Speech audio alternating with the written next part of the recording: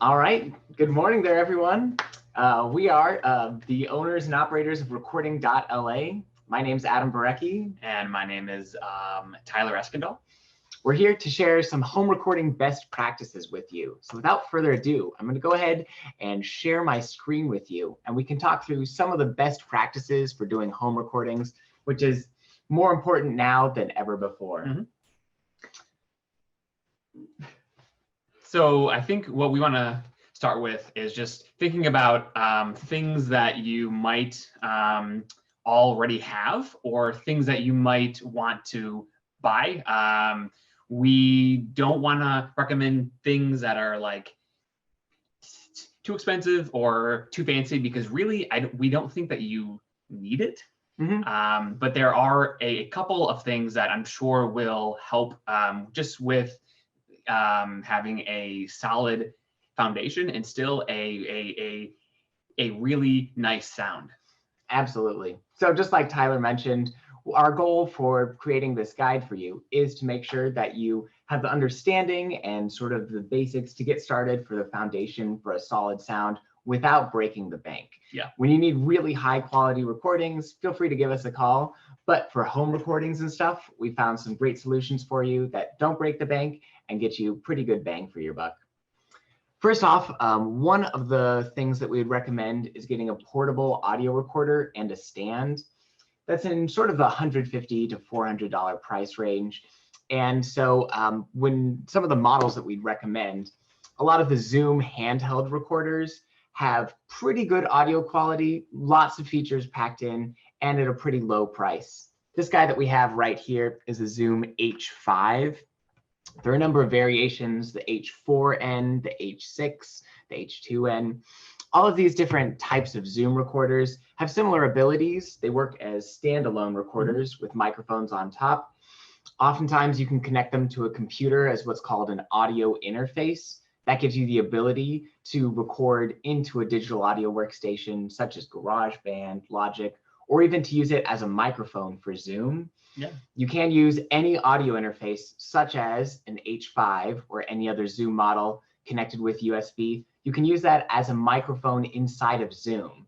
So you aren't limited to your computer's built-in microphone. You can use any external audio interface. And the thing that is nice about these is that they generally work with 2 to 4 batteries. Mm-hmm. So these are things to where you could set up maybe somewhere else that you might not be able to film at, just because if you are using your microphone that's attached to your laptop or your phone, they may have to be in a certain spot. With these guys, you can also unhinge this here, and you can attach these to varying levels of stands. This one here is mostly for a phone.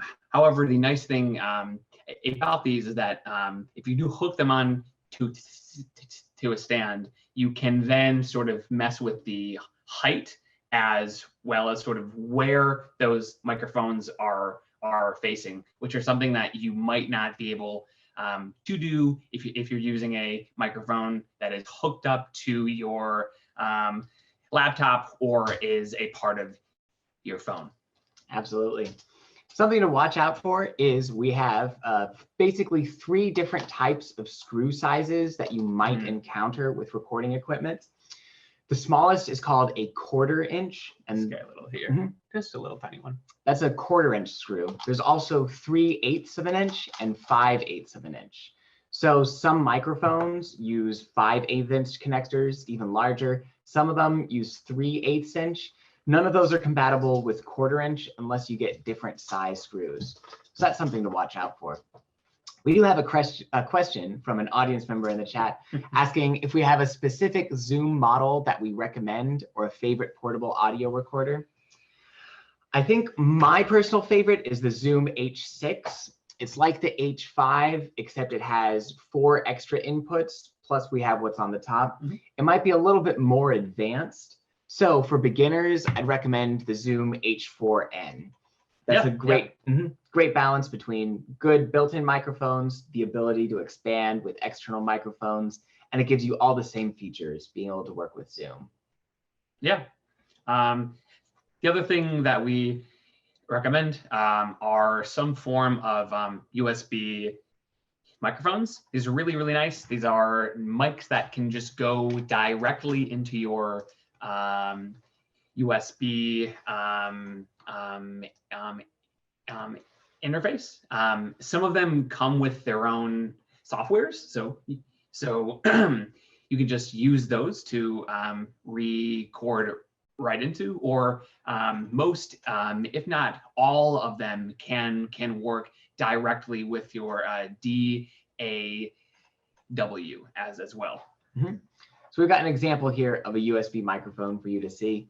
In the two images on screen, we have the H4n followed by the USB microphone that's pictured right here.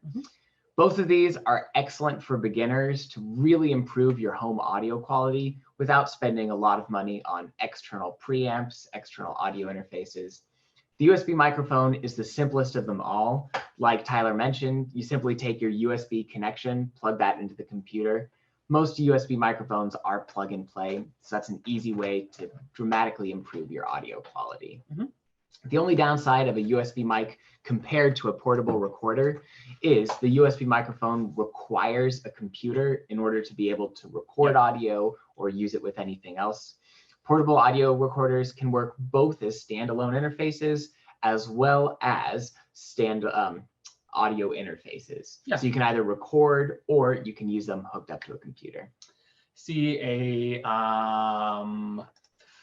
question in the chat. Can a USB mic work for all instruments from tuba to flute to percussion?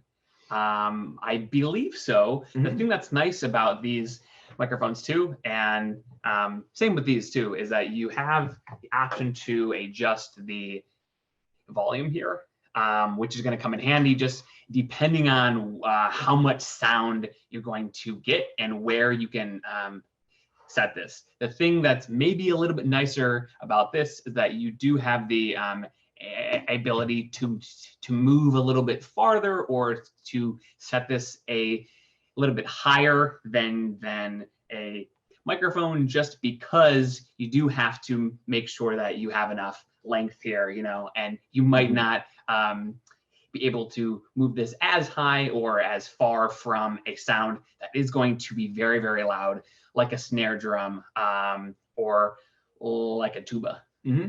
Yeah, talking about different instruments and microphones for them. Most audio recordings that you'll encounter that are created with condenser microphones will sound pretty good for any sort of instrument. Although you can try to pair specific microphones with specific instruments, as long as you get any sort of condenser microphone, that'll dramatically improve your audio quality. This one and, well, both of them that we have mentioned, both the USB microphone as well as audio interfaces, the internal components work as condenser microphones. If you're purchasing your own microphones, then you'll need to supply something called phantom power. That goes a little bit beyond what we would need to cover for the beginning home best practices. But if you are interested in expanding your gear, look for condenser models. They'll work for any number of instruments: flute, tuba, percussion, classical guitar.